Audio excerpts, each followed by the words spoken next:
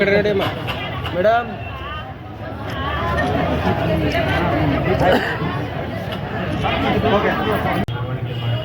ಬಂದು ತಾಲೂಕು ಕಚೇರಿಗೆ ಧರಣಿ ಮಾಡ್ತಾ ಇದ್ದಾರೆ.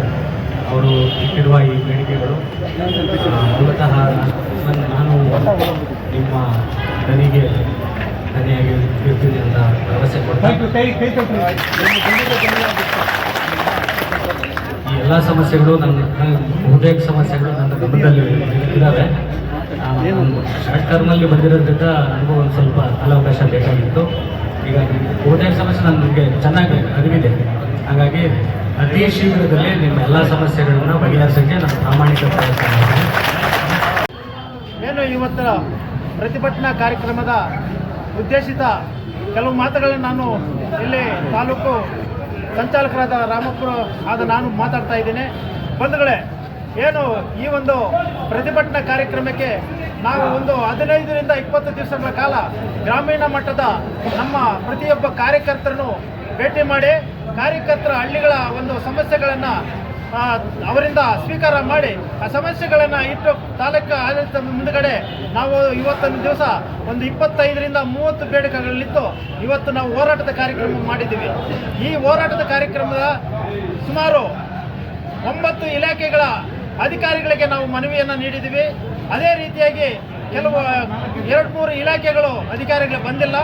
ಬರೆದಿದ್ರೂ ಆ ಇಲಾಖೆ ಮುಂದುಗಡೆ ನಾವು ಮುಂದಿನ ದಿನಗಳಲ್ಲಿ ಏನು ಬಂದು ನಮ್ಮ ಮನವಿಯನ್ನು ಸ್ವೀಕಾರ ಮಾಡಿಲ್ವೋ ಆ ಅಧಿಕಾರಿಗಳ ಇಲಾಖೆಗಳ ಮುಂದೆ ನಾವು ಮುಂದಿನ ದಿನಗಳಲ್ಲಿ ಮುತ್ತಿಗೆ ಹಾಕ್ತೀವಿ ಅಂತ ಹೇಳ್ಬಿಟ್ಟು ಈ ಸಂದರ್ಭದಲ್ಲಿ ಹೇಳ್ತಾ ಇದ್ದೀನಿ.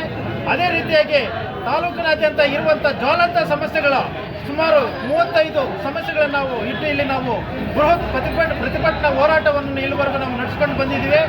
ನಡೆಸ್ಕೊಂಡು ಬಂದು ಸುಮಾರು 2-3 ಗಂಟೆಗಳ ಕಾಲ ಇಲ್ಲಿ ತಾಲೂಕು ಆಡಳಿತ ಮುಂದುಗಡೆ ನಾವು ಕೂತು ನಮ್ಮ ಕಷ್ಟ ಸುಖಗಳನ್ನು ನೋವು ನಲಿವುಗಳನ್ನು ಮತ್ತು ನಮಗಿರುವಂಥ ಎಲ್ಲ ಜ್ವಲಂತ ಸಮಸ್ಯೆಗಳಿಗೆ ನಾವು ಇವತ್ತಿನ ದಿವಸ ಪ್ರತಿಭಟನೆ ಮೂಲಕ ತಹಸೀಲ್ದಾರ್ ಅವರ ಮುಖಾಂತರ ಈ ಜಿಲ್ಲಾಧಿಕಾರಿಗಳಿಗೆ ಮತ್ತು ಈ ರಾಜ್ಯ ಮತ್ತು ಕೇಂದ್ರ ಸರ್ಕಾರಗಳಿಗೆ ತಲುಪಿಸುವ ರೀತಿಯಲ್ಲಿ ಇವತ್ತಿನ ದಿವಸ ನಮ್ಮ ಒಂದು ಅಹವಾಲುಗಳನ್ನು ನಮ್ಮ ಬೇಡಿಕೆಗಳನ್ನಿತ್ತು ಇವತ್ತಿನ ದಿವಸ ನಾವು ಈ ಒಂದು ಹೋರಾಟವನ್ನು ನಡೆಸಿದ್ದೀವಿ.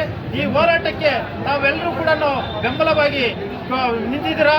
ನೀವು ಈ ಪತ್ರಿಕಾ ಮಾಧ್ಯಮ ಮತ್ತು ನಮ್ಮ ಇಡೀ ದಲಿತ ಸಂಘರ್ಷ ಸಮಿತಿ ಮುಖಂಡರು ಮತ್ತು ಕಾರ್ಯಕರ್ತರು ಮತ್ತು ಜಿಲ್ಲಾ ನಾಯಕರುಗಳಿಗೆ ಈ ಸಂದರ್ಭದಲ್ಲಿ ವಂದಿಸ್ತಾ ನಮ್ಮ ಈ ಒಂದು ಕಾರ್ಯಕ್ರಮವನ್ನು ಇಲ್ಲಿಗೆ ನಾವು ಮುಕ್ತಾಯ ಮಾಡ್ತಾ ಇದ್ದೀವಿ. ಜೈ ಭೀಮ್.